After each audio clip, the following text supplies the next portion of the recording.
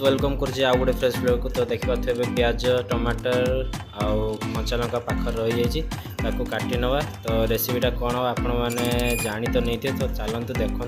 तो प्याज को मुझे कटिंग कर देती। तो ये कंचा लंकाटा को काटिदवा। तो मोर सेमती किचन लाइन उपर एत ज्ञान ना, तथापि आज ट्राए कर कंचा लंका भी काटिदेले दुईटा को। तापर टमाटरटा को भी कुछ कुछ कर काटिदवा।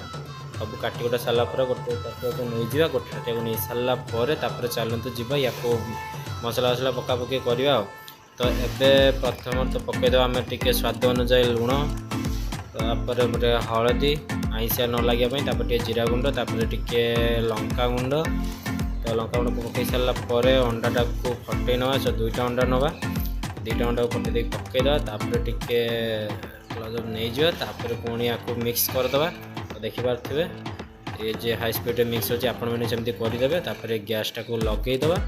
लगे सारापर तावाटा को बसैकी टे फुटईदवा, माने गरम करदे।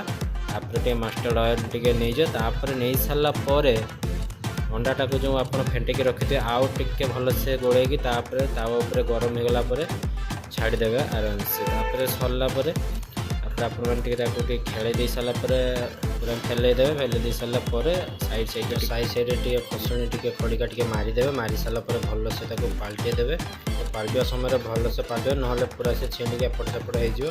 तो तार गोटे टेक्निक अच्छे, आपण मैंने भी सेटा शिखापी ट्राए करेंगे।